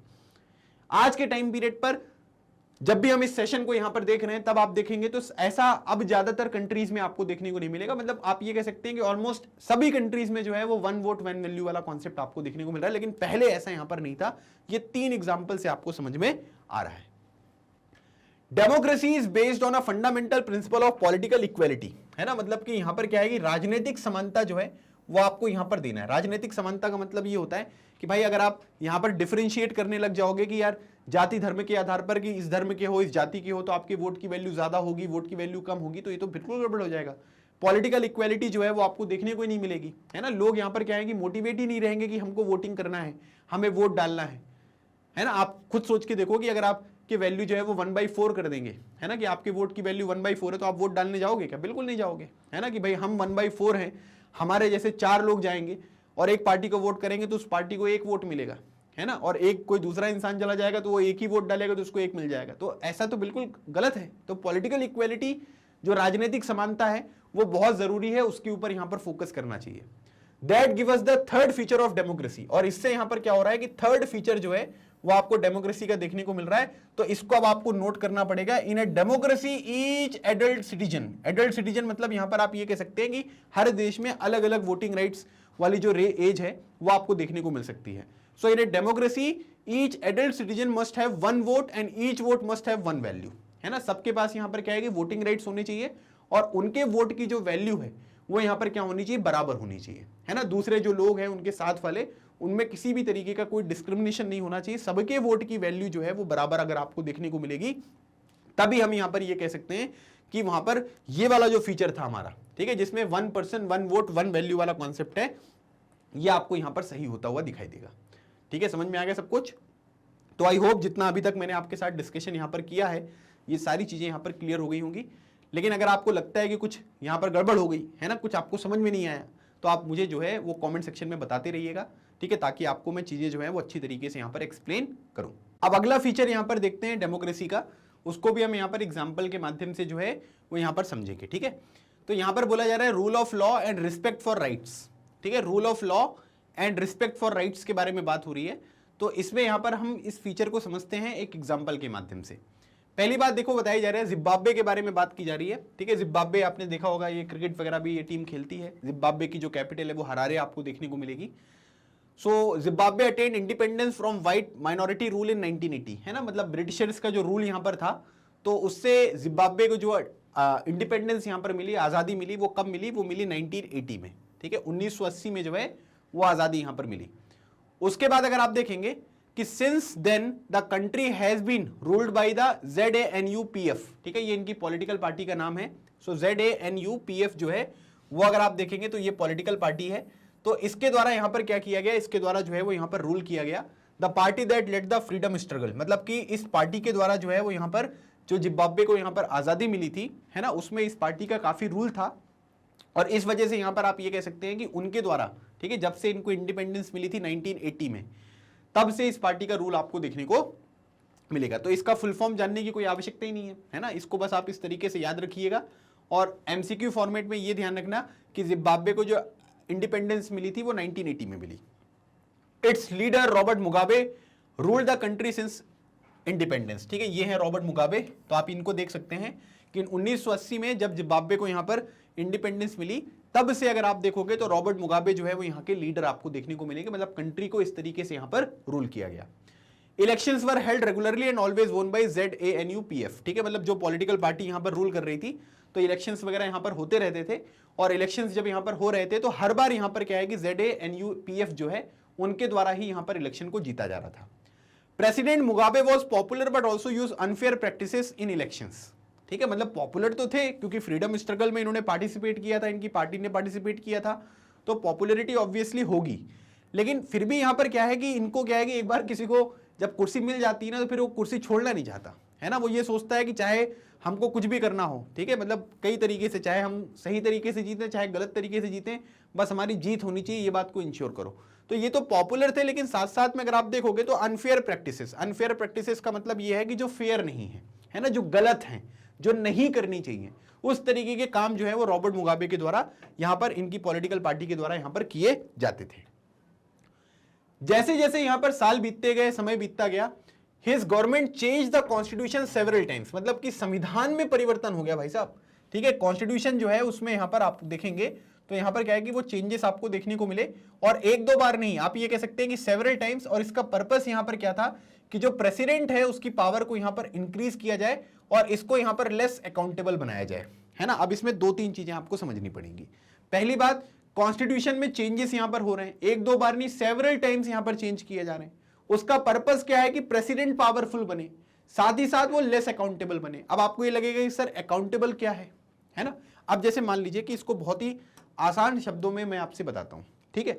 अब जैसे मान लीजिए कि मैंने आपको कोई चीज एक्सप्लेन करी, ठीक है, जैसे मैं पूरे के पूरे चैप्टर को एक्सप्लेन कर रहा हूं ना, तो वैसे ही मैंने एक चैप्टर जो है वो आपके साथ एक्सप्लेन किया, और आप लोग जो है वो पूरी तरीके से डिपेंडेंट है ना, मतलब मेरे वीडियोस देख रहे हो तो आप मेरे ऊपर डिपेंडेंट है। तो अब यहां पर क्या है कि आप अगर कोई क्वेश्चन पूछते हो, है ना, कि सर यहां पर क्या है कि वन शॉट रिवीजन हो जाएगा, है ना, इसके बाद यहां पर क्या आएगा, तो मैं बोल दूंगा कि नहीं मैं बताऊंगा नहीं, है ना, कि क्या आएगा, जो भेजता जाऊंगा तुम बस देखते रहना।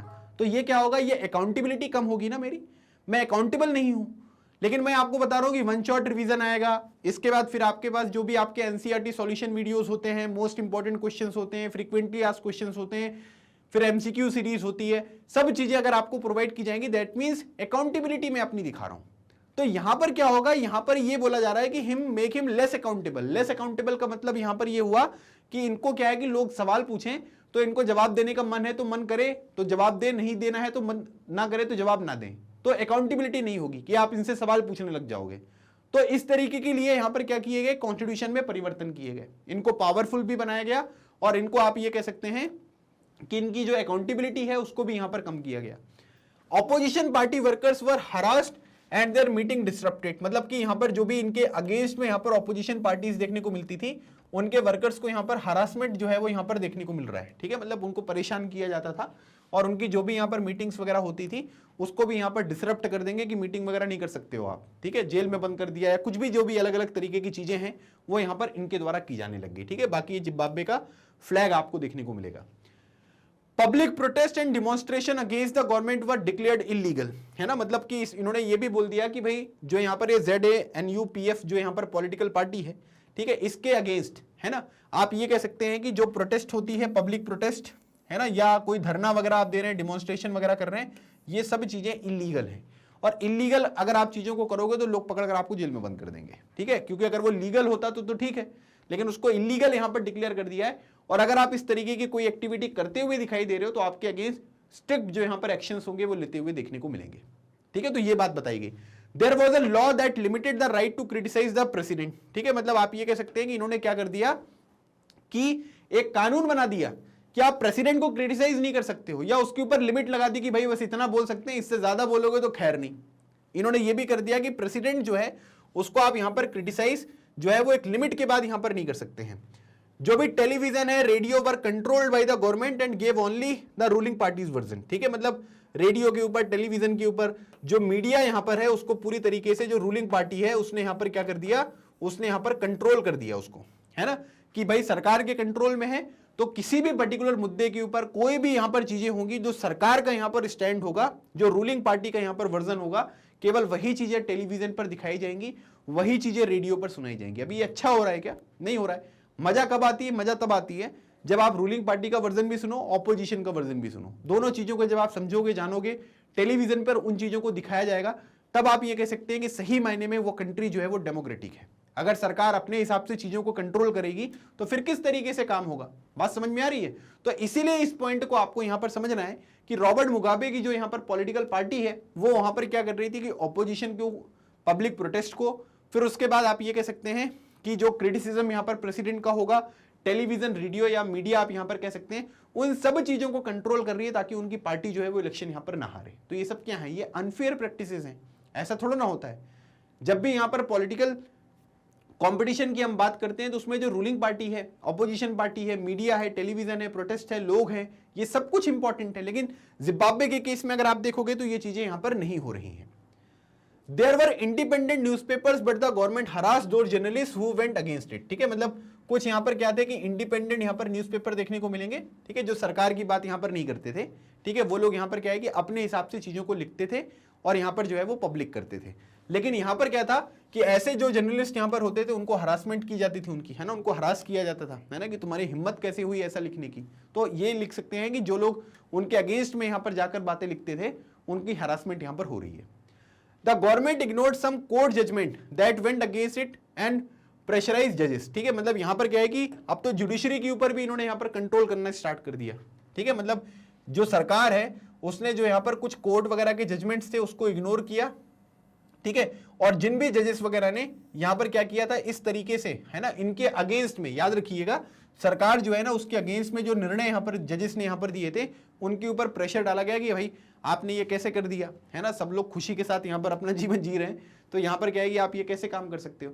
तो मतलब इनके द्वारा काफी सारा अत्याचार किया गया पार्टी में बने रहने के लिए। लेकिन वो क्या होता है कि जो बुरी चीजें हैं ना उनका अंत होना जरूरी है ना, और वो अंत होके रहेगा। किसी का हो सकता है कि जल्दी हो जाए, किसी का हो सकता है कि थोड़ा समय लगे, लेकिन अंत होगा। जो भी गलत प्रैक्टिसेस यहां पर करेगा उसका अंत यहां पर बिल्कुल निश्चित होता है। और इसी वजह से आप ये कह सकते हैं कि रॉबर्ट मुगाबे को जो है वो जबरदस्ती, है ना, मतलब आप ये कह सकते हैं कि फोर्सफुली जो है वो यहां पर 2017 में देखने को मिला। मतलब ठीक है, अब जाना पड़ेगा आपको, है ना, उनको भी लग गया कि अब नहीं होगा, अब हम चीजों को कंट्रोल नहीं कर पाएंगे, तो अब हमें यहां पर क्या है वो आपको जाना पड़ेगा। ठीक है, तो ये यहां पर क्या हो गया 2017 में जो है ये यहां पर छोड़कर चले गए। The example of Zimbabwe shows that popular approval of the ruler is necessary in a democracy but it is not sufficient. मतलब आप ये कह सकते हैं कि एग्जाम्पल जो है जिम्बाब्वे का, उसमें ये बात हमको समझ में आ रही है कि जो पॉपुलर अप्रूवल है रूलर्स का वो नेसेसरी है लेकिन ये सफिशिएंट नहीं है, है ना। इसका मतलब यहां पर ये हुआ कि पॉपुलर तो थे रॉबर्ट मुगाबे, है ना, लोग उनको वोट भी यहां पर करते थे, लेकिन कुछ तरीके से वो गलत प्रैक्टिसेस में भी यहां पर इन्वॉल्व थे, जिसको हम अनफेयर प्रैक्टिसेस यहां पर कहते हैं। तो पॉपुलर अप्रूवल जो है वो नेसेसरी है लेकिन ये सफिशिएंट नहीं है। ठीक है, कि लोग आपको, खूब सारे लोग जो है वो यहां पर वोट दे रहे हैं, अलग अलग तरीके से आपको सपोर्ट यहां पर मिल रहा है, वो तो नेसेसरी होता है डेमोक्रेसी में, लेकिन ये सफिशिएंट नहीं है। Popular governments can be undemocratic. जैसे अभी हमने एग्जांपल देखा ना, इनकी जो प्रैक्टिसेस थी वो कैसी थी, वो अनडेमोक्रेटिक थी। सो पॉपुलर गवर्नमेंट्स जो है वो अनडेमोक्रेटिक देखने को मिल रही हैं। और popular leaders can be autocratic, है ना, कि बस अब हमको यहां पर क्या करना है कि वो सारी चीजें जो है वो अपने हिसाब से करनी है। तो ये एक बहुत इंपॉर्टेंट पॉइंट मैंने आपके सामने जो है वो यहां पर जस्टिफाई किया है कि भाई आप ये देख सकते हैं कि डेमोक्रेसी में पॉपुलर लीडरशिप जो है वो ठीक है ना, उसमें कोई प्रॉब्लम नहीं है, लोग आपको इलेक्शन में जिता भी रहे हैं, है ना, आपको खूब सारे वोट भी मिल रहे हैं, वो भी ठीक है। लेकिन डेमोक्रेसी में ये सफिशिएंट नहीं है, क्योंकि क्या होता है कि जब आप बड़े बड़े स्केल पर इलेक्शन वगैरह यहां पर जीत रहे हो तो यहां पर क्या हो सकता है कि उस गवर्नमेंट की जो प्रैक्टिसेस है वो अनडेमोक्रेटिक हो सकती हैं, जो जिम्बाब्वे के केस में आपने देखी है ना, किस तरीके से वो यहां पर जजेस वगैरह को यहां पर हरास करते थे, है ना, या दूसरे जो यहां पर एक्शंस आपको देखने को मिलेंगे, जो यहां पर प्रोटेस्ट वगैरह हो रही थी, है ना, या आप ये कह सकते हैं कि जो मीडिया के ऊपर जिस तरीके से उन्होंने अपना कंट्रोल यहां पर स्टेब्लिश किया था। तो काफी सारी चीजें अगर आप देखेंगे तो यहां पर क्या हो रहा था कि वो जो चीजें हैं वो अनडेमोक्रेटिक हो रही थी, और उनके जो एक्शंस यहां पर थे वो इस बात को प्रूव कर रहे थे कि वो एक ऑटोक्रेटिक रूल यहां पर चला रहे हैं, है ना, कि भाई इनके ऑपोजिशन में अगर कोई चीज आएंगे तो इनको खुशी नहीं होगी, वो उसके अगेंस्ट में आपको देखने को मिलेंगे, किस तरीके से उनको कंट्रोल किया जाना है, इन चीजों के ऊपर वो यहां पर फोकस करेंगे। तो ये सारे के सारे पॉइंट जो है वो जिम्बाब्वे वाला जो एग्जांपल है उससे हमने यहां पर समझा। तो आई होप आपको ये चीजें क्लियर हो रही होंगी कि यहां पर ये क्यों कहा जाता है कि डेमोक्रेसी में पॉपुलर अप्रूवल जो है वो नेसेसरी है लेकिन सफिशिएंट नहीं है ना। तो इसके लिए आप यहां पर ये चीज जस्टिफाई कर सकते हैं कि popular government can be undemocratic, popular leaders can be autocratic. ठीक है, तो ये चीज आपको देखनी है जो हमने जिम्बाब्वे के एग्जांपल में देखा। There should be sufficient room for normal political activity including political opposition in this period before, ठीक है, in the period before elections। मतलब आप ये कह सकते हैं कि जो भी अलग अलग तरीके की पॉलिटिकल एक्टिविटीज होती हैं, है ना, जो इलेक्शन के दौरान आपको देखने को मिलेंगी, जिसमें ऑपोजिशन होगा, है ना, अलग अलग तरीके की चीजें होती हैं, वो सब चीजें नेसेसरी हैं, है ना। डेमोक्रेसी में अगर ऑपोजिशन यहां पर नहीं होगा तो फिर कैसे डेमोक्रेसी होगी भाई, वो है ना, फिर तो वो गड़बड़ हो जाएगी ना। और इसीलिए आपको यहां पर ये कहा जा रहा है कि पॉलिटिकल एक्टिविटी बिफोर इलेक्शंस जो है वो यहां पर जरूरी है। This require that the state should respect some basic rights of the citizen. ठीक है, मतलब जो नागरिकों के बेसिक अधिकार हैं, है ना, बहुत ही फंडामेंटल राइट्स आपको देखने को मिलेंगे, उनको यहां पर क्या करे स्टेट मतलब यहां पर आप ये कह सकते हैं कि जो गवर्नमेंट है ना, ये गवर्नमेंट की रिस्पॉन्सिबिलिटी है कि वो नागरिकों के जो बेसिक राइट्स यहां पर होते हैं उनको यहां पर क्या करे, उनको जो है वो सम्मान यहां पर दे। ठीक है, उनके जो राइट्स हैं उनको यहां पर रिस्पेक्ट दे, ये चीजें यहां पर जरूरी हैं, ये पॉइंट यहां पर मेंशन किया गया है। They should be free to think, to have opinion, to express these in public, to form association, to protest and take other political actions. ठीक है, मतलब जनता के पास जो अधिकार यहां पर दिए गए हैं उनमें भी अगर हम देखेंगे तो वो यहां पर क्या है कि भाई किसी की सोच को आप यहां पर जो है वो लिमिट नहीं कर सकते हो। ठीक है, जिसके पास जिसको जो सोचना है, जिस तरीके से सोचना है, वो आसानी से वो यहां पर सोच सकता है। फिर उसके बाद उसका अपना ओपिनियन हो सकता है, जरूरी नहीं है कि जो यहां पर पॉलिटिकल लीडरशिप है उसके ओपिनियन और मेरे ओपिनियन जो है वो यहां पर मैच करें, मेरा ओपिनियन यहां पर अलग है। फिर उसके बाद to express these in public, ठीक है, पब्लिक पे जो है इन चीजों को यहां पर क्या करना, उनको एक्सप्रेस करना, लोगों को बताना। टू फॉर्म एसोसिएशन अगर आप देखेंगे तो अलग अलग तरीके के जो ग्रुप्स वगैरह होते हैं वो यहां पर बनाए जा सकते हैं, प्रोटेस्ट किए जा सकते हैं, और जो भी अलग अलग तरीके के पॉलिटिकल एक्शन होते हैं, राजनीतिक यहां पर जो एक्शंस होते हैं वो यहां पर लिए जा सकते हैं, इसमें कोई दिक्कत नहीं है। ये सभी राइट्स जो हैं वो यहां पर इंश्योर होने चाहिए। Everyone should be equal in the eyes of loss. ठीक है, मतलब कानून जो है, कानून में अगर हम देखेंगे तो सब लोग जो है वो यहां पर बराबर होनी चाहिए, है ना, मतलब ऐसा नहीं होना चाहिए कि कोई यहां पर क्या है कि वो कोई बड़ा है कोई छोटा है, इस तरीके से नहीं। सभी लोग जो होने चाहिए कानून में वो यहां पर क्या है कि कानून की नजरों में बराबर यहां पर होने चाहिए, और सबको यहां पर समान अधिकार यहां पर देना है। ठीक है, कि भाई आपकी पार्टी का सपोर्ट कर रहे हैं तो आप उनको क्या कर रहे हो कि अच्छी बातें बता रहे हो, है ना, कि मतलब आप ये कह सकते हैं कि उनको सपोर्ट कर रहे हो, है ना, और आपकी पार्टी के अगेंस्ट में यहां पर है तो आप उनको क्या कर रहे हो कि गलत तरीके से फंसा रहे हो। तो ऐसा नहीं होना चाहिए, सब लोग यहां पर कानून की नजरों में बराबर होने चाहिए। These rights must be protected by an independent judiciary whose orders are obeyed by everyone। ठीक है, जो भी यहाँ पर अधिकार हैं, जैसे फंडामेंटल राइट्स हमारे यहाँ पर प्रोटेक्टेड हैं, अगर आपको लगता है कि फंडामेंटल राइट्स का वॉल्यूशन वगैरह यहाँ पर हो रहा है तो आप हाई कोर्ट, सुप्रीम कोर्ट वगैरह में जा सकते हैं, और उनके द्वारा यहाँ पर क्या है एक इंडिपेंडेंट जुडिशरी। इंडिपेंडेंट जुडिशरी का मतलब जो लेजिस्लेटिव और एग्जीक्यूटिव से यहाँ पर पूरी तरीके से इंडिपेंडेंट है ना, उनका इन्फ्लुएंस आपको देखने को ना मिले कि भाई यहाँ पर जिसकी सरकार है वो बता रहा है कि उसके हिसाब से डिसीजन आप दीजिए, ऐसा नहीं होना चाहिए। यहां पर क्या है कि इंडिपेंडेंट जुडिशरी होगा, और यहां पर जो भी ऑर्डर इनको यहां पर दिए जाएंगे उसको यहां पर क्या करना है कि सबको यहां पर जो है वो मानना है। रॉबर्ट मुगाबे जी के केस में यहां पर क्या हुआ था कि उन्होंने कोई एक्शन अगर यहां पर लिया है, जुडिशरी ने उनके अगेंस्ट यहां पर वो किया, तो वो जजेस को यहां पर प्रेशर कर रहे हैं, है ना। तो ये चीजें गलत है, ऐसा थोड़ा ना होगा कि भाई अगर आपके मन का काम होगा तो आप जो है वो चीजें जो है वो अच्छी तरीके से होंगी, है ना, सब कुछ बढ़िया होगा, और अगर आप उस गलत कुछ कर रहे हो, उसके खिलाफ अगर कोई आवाज उठा रहा है तो आप उसके ऊपर प्रेशर डालोगे, तो ये डेमोक्रेसी में थोड़ा ना होता है। आपको तो क्या है कि आपके अच्छे एक्शंस के लिए आपको अवार्ड मिलेगा और आपके बुरे काम के लिए जो है वो आपको क्रिटिसिज्म मिलेगा, यही डेमोक्रेसी है। Similarly there are some condition that apply to the way a government is run after the elections. ठीक है, मतलब यहां पर कुछ कंडीशंस हैं, है ना, उनके अनुसार यहां पर क्या होने चाहिए कि कोई भी गवर्नमेंट जो है वो यहां पर इलेक्शन के बाद रन करे, है ना। मतलब कुछ कंडीशंस हैं जिनके बेसिस पे यहाँ पर क्या होगा कि इलेक्शन हो गए, इलेक्शन में पार्टिसिपेट कर दिया आपने, सारी जो चीजें हैं वो हमने डिस्कस कर ली कि भाई क्या क्या अधिकार लोगों के पास होने चाहिए। अब उसके पास कुछ कंडीशन ऐसी होनी चाहिए कि इलेक्शन के बाद सरकार जो है वो किस तरीके से काम करेगी, है ना, किस तरीके से देश में जो एडमिनिस्ट्रेशन है वो आपको देखने को मिलेगा, इसके ऊपर हमको अब थोड़ी सी बात करनी है। A democratic government cannot do whatever it likes simply because it has won an election। ठीक है, जो डेमोक्रेटिक गवर्नमेंट होती है, ठीक है, जब भी हम यहां पर डेमोक्रेटिक गवर्नमेंट की बात करेंगे तो इसका मतलब ये नहीं हुआ कि आप इलेक्शन यहां पर जीत गए हो तो आप यहां पर क्या है कि आपका जो भी मन करेगा, ठीक है, मेरे मन में आई तो मैंने ये कर दी, है ना, ऐसा बिल्कुल नहीं कर सकते हम। हमें यहां पर क्या करना पड़ेगा, हमको जो है कुछ बेसिक रूल्स हैं, it has to respect some basic rules, जो यहां पर कुछ आप ये कह सकते हैं कि कुछ जो फाउंडेशनल यहां पर आपके नियम कायदे होते हैं वो आपको यहां पर क्या करना पड़ेगा, उसको रिस्पेक्ट देना पड़ेगा। In particular it has to respect some guarantees to the minorities, मतलब कि आप ये कह सकते हैं कि जो माइनॉरिटीज हैं उनको यहां पर कुछ आपको आप ये कह सकते हैं कि कुछ गारंटीज आपको दी गई हैं, ठीक है। जैसे अगर आप हमारे देश में भी देखेंगे तो जो यहां पर रिलीजियस माइनॉरिटीज हैं या जो लिंग्विस्टिक माइनॉरिटीज हैं उनको हमने अलग अलग तरीके से जो है वो यहां पर क्या किया है कि चीजें जो है वो प्रोवाइड करी हैं, है ना। तो ये हमको समझ में आ रहा है। तो हमको क्या है कि कुछ गारंटीज आपको देखने को मिलेंगी जो माइनॉरिटीज को यहां पर दी गई हैं, उनको हमें क्या करना है, उनको जो है वो रिस्पेक्ट यहां पर प्रोवाइड करनी है।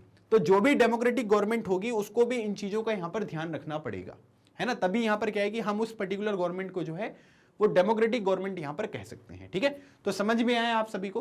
तो ये सारे पॉइंट जो है वो आपको अलग अलग एग्जांपल्स के बेसिस पे जो है वो डिराइव करके यहां पर बताए गए हैं, है ना, ताकि आपको चीजें जो है वो अच्छी तरीके से यहां पर क्लियर हो।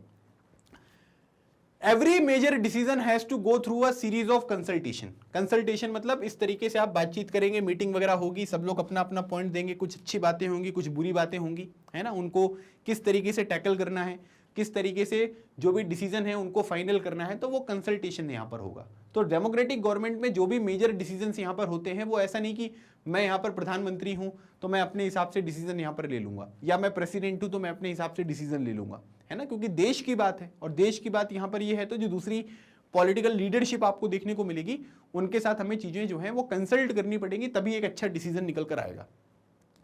Every office bearer has certain rights and responsibilities assigned by the constitution and the law.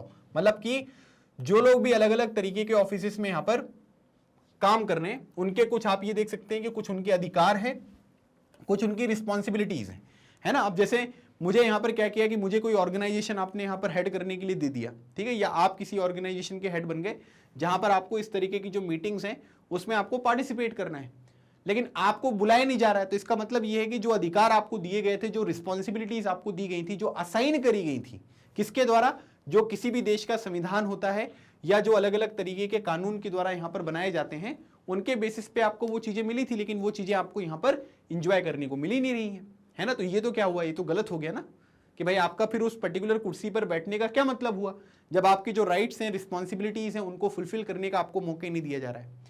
So each of these is accountable not only to the people but also to the other independent officials। ठीक है, मतलब आप ये कह सकते हैं कि जो भी लोग हैं ये यहाँ पर आपको अकाउंटेबल देखने को मिलेंगे। अकाउंटेबल का मतलब यहाँ पर ये हुआ कि जनता अगर आपसे सवाल पूछेगी तो आपको आंसर देना है। और जो इंडिपेंडेंट ऑफिशियल्स होते हैं, इंडिपेंडेंट ऑफिशियल मतलब जिसको आप रन नहीं कर रहे हो, ठीक है, जो सरकार के अंतर्गत नहीं है, लेकिन उनका भी एक इंपॉर्टेंट रोल किसी भी देश के एडमिनिस्ट्रेशन को चलाने में है, तो उनके लिए भी आप यहाँ पर अकाउंटेबल होगे कि भाई जब आपसे सवाल पूछा जाएगा तो आपको यहां पर क्या है कि उसका आंसर देना पड़ेगा।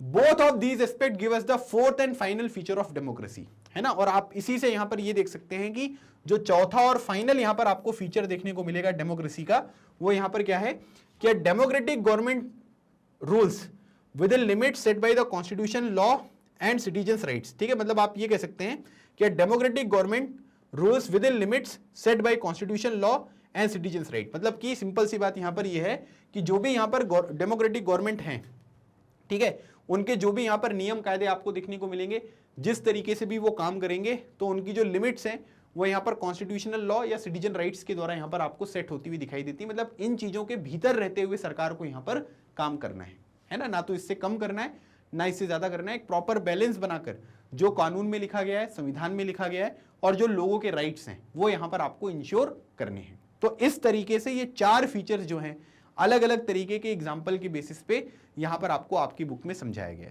है ना। और मुझे लगता है कि मैंने भी वो काम जो है वो और आसान यहां पर कर दिया होगा कि आपको चीजें जो है वो किस तरीके से पढ़नी है। क्या होता है कि पढ़ना किस तरीके से वो समझ में नहीं आता है ना, कि भाई किस तरीके से हम इन चीजों को रिलेट करेंगे, किस तरीके से वो अलग अलग तरीके के पॉइंट्स आपको देखने को मिलेंगे, वो चीजें थोड़ी सी मुश्किल यहाँ पर हो जाती हैं। और अगर आप उन चीजों को टैकल कर लोगे तो फिर चीजें जो है वो आसान हो जाएंगी। तो मैंने आपके पूरे चैप्टर को जो है वो अलग अलग पार्ट्स में यहाँ पर ब्रेक कर दिया, और ब्रेक करके मैंने जो भी यहाँ पर ये 4 इंपॉर्टेंट फीचर्स थे डेमोक्रेसी के, वो मैंने आपको यहाँ पर समझाए। ठीक है, आई होप आपको ये पूरा का पूरा डिस्कशन जो है वो यहाँ पर अभी तक जितना भी चीजें हमने कवर करी हैं वो आपको समझ में आ गई होंगी। तो अब यहाँ पर क्या है कि अब हमको एक चीज ये समझ में आ रहा है कि हमको डेमोक्रेसी के ऊपर हमने एक नॉर्मल जो डिस्कशन है वो यहाँ पर हो गया है। तो अब डेफिनेशन भी हमको क्लियर हो गई कि डेफिनेशन यहाँ पर किस तरीके से आगे बढ़नी चाहिए, क्या क्या चीजें होनी चाहिए। तो अगर हम यहाँ पर समरी डेफिनेशन यहाँ पर देखेंगे, सो समरी डेफिनेशन में लिखा है कि democracy is a form of government in which the rulers are elected by the people. ठीक है, अब यहां पर क्या है कि मतलब यही चीज जो हमने स्टार्टिंग में स्टार्ट करी थी उसके बेसिस पे हमको ये समझ में आ गया कि डेमोक्रेसी जो है वो एक फॉर्म ऑफ गवर्नमेंट है जिसमें रूलर्स जो है वो यहां पर क्या है कि लोगों के द्वारा यहां पर इलेक्ट होंगे। Accordingly democracy is a form of government in which, ठीक है, अब यहां पर क्या है कि ये सब पॉइंट जो है ये मैंने आपको अभी जस्टिफाई करवाए हैं, उनके बारे में अब ये चीजें ऐड होंगी। जैसे accordingly democracy is a form of government in which, पहला point, rulers elected by the people take all the major decisions. ठीक है, 4 फीचर्स मैंने आपको बताए ना। So rulers elected by the people take all the major decision, जो जनता ने यहां पर लोगों को इलेक्ट किया है वो सारे के सारे मेजर डिसीजंस उन्हीं के द्वारा लिए जाने चाहिए। Election offer a choice and fair opportunity to the people to change the current rulers. ठीक है, उनके पास चॉइसेस होनी चाहिए, है ना, कि भाई चॉइसेस रहेंगी तभी तो यहां पर क्या होगा, जो रूलिंग गवर्नमेंट है अगर आपको लगता है कि वो सही तरीके से काम नहीं कर रहे हैं तो यहां पर क्या है कि उसको आप बदल सकते हो। तो ये चीज भी यहां पर आपको देखने को मिलनी चाहिए। This choice and opportunity is available to all the people on an equal basis. ठीक है, मतलब यहां पर क्या है कि वही जो वोटिंग वाली बात की थी ना, 1 वोट 1 वैल्यू वाली, तो वो यहां पर है कि भाई ये चॉइस और अपॉर्चुनिटी जो है वो सभी के पास अवेलेबल होनी चाहिए on an equal basis. The exercise of this choice leads to a government limited by the basic rules of the constitution and citizens right. मतलब कि जो लोगों के अधिकार हैं और जो कॉन्स्टिट्यूशन में अलग अलग तरीके की चीजें मेंशन है उनके द्वारा यहां पर क्या है कि गवर्नमेंट जो है उसके ऊपर लिमिट लगानी है। तो ये 4 चीजें जो है वो आपको समझ में आ रही है। ठीक है, तो अब यहां पर क्या है कि अगर आपसे कोई डेफिनेशन पूछेगा तो डेफिनेशन में क्या है कि केवल ये चीजें यहां पर इतनी ही इंक्लूडेड नहीं है ना। अब उसके बाद ये चीजें भी आपको यहां पर मेंशन करनी पड़ेंगी। तो अगर डेमोक्रेसी की डेफिनेशन आ गई 1 नंबर में तो ये लिख देना पहला वाला, अगर 3 नंबर में आ गई तो आपको यहां पर क्या करना पड़ेगा, डेफिनेशन भी लिखना पड़ेगा और ये सारे जो पॉइंट आपको यहां पर दिए गए हैं ये भी जस्टिफाई करने पड़ेंगे, है ना। तभी यहां पर क्या होगा कि एक अच्छा आंसर जो है वो आपको देखने को मिलेगा। ठीक है, समझ में आ गया। तो ये हमने फीचर्स ऑफ डेमोक्रेसी के बारे में जो है ये पूरा का पूरा अपना जो डिस्कशन था वो यहां पर अभी कंप्लीट किया। ठीक है,